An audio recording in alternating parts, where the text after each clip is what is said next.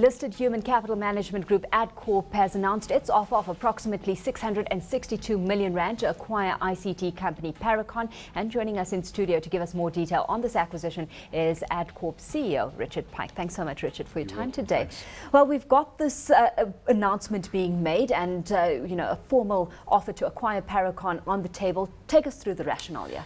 Yeah, it's a deal we've looked at for some time. We've actually tried for a good couple of years to buy this asset. We think it would be a very good addition to the group. What it does is, from a strategic point of view, it really positions us exceptionally uniquely in this country in terms of being able to offer an end-to-end resourcing solution right across the whole spectrum of blue collar through white collar into the professional space, which Paracon brings to us. And the opportunity arose this year to formalise those discussions, and we started that in about February. And pleased to announce that as of yesterday, we've signed an implementation agreement. We've issued a formal intention of offer to the Paracon board, which they've supported.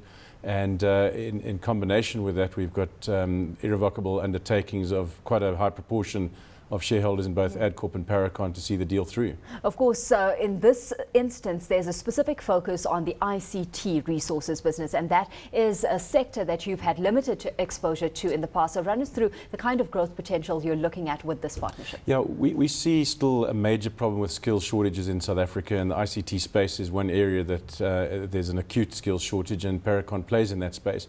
So it provides quite a good opportunity. So the market is still quite robust, the demand is high, and therefore if you can source those skills, you can place them. And so we're quite excited about what Paracon brings to bear. They have a unique ability to source those skills. They are the biggest in South Africa in that space. So I think in terms of adding to the group, the growth potential is fantastic. And then also what it does is there's commonality as far as clients are concerned. So it gives us an opportunity to focus on a number of key and core clients and offer them this end-to-end solution. And it's a global trend we're seeing in our space, whereby a lot of the big corporates are rationalising the number of suppliers, and there really isn't anybody that can touch us in this space. How those synergies are extrapolated, though, depends on the fit. So let's take a look at the two companies and what changes, if any, you're looking to implement so that these businesses are properly amalgamated. Yeah, I think if you look at some of the acquisitions we've done in the past, the big acquisitions, we've tried to preserve the culture, we preserve the brands, and obviously importantly preserve the people. We want the people to stay with us.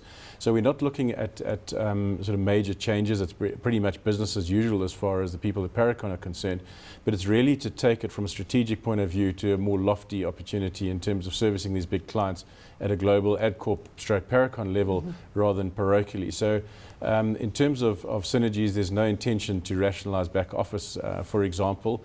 But I think the opportunity is in the market end, not on the cost end. As I mentioned earlier, that price tag coming in at a 12% premium to the share price that Paracon was trading at the time of the cautionary releases.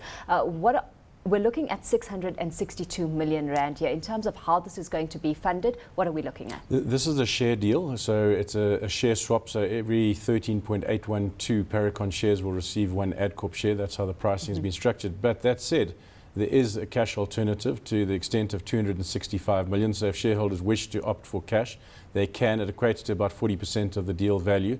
So if every shareholder opted for cash, clearly they'd get 40% cash and 60% shares. But we have a suspicion that a lot of people will opt to go along with the new merged entity and take scrip. So there will be more cash available, hopefully, for some shareholders. Looking at those two options, would it still leave you within manageable gearing limits? Yeah, we've structured it exactly with that in mind. Paracon comes on to our balance sheet with no gearing on its balance sheet, so we're able to leverage the assets of Paracon to fund it. And we have gearing targets of 25% as a group that we adhere to, and that keeps us within those confines. Of course, there's also a broader context to look at here where you're kept in confines there. There's broader parameters that Paracon brings to your business in that it holds a 34.9% stake in Highland Technologies, and I don't know if I'm pronouncing that. Neelant Technologies, the Indian-based ICT solutions provider. So how are you looking to leverage off that? Yeah, that comes back to the skills shortage issue. There obviously is an abundance of those skills in India, and there's an opportunity to source skills out of there. So it is strategic for the group, and it gives us another tap into the scarce skills source. Absolutely. Well, good luck to you, Richard. Thanks so much for your time this afternoon. Of course, Richard Pike is CEO of Adcorp.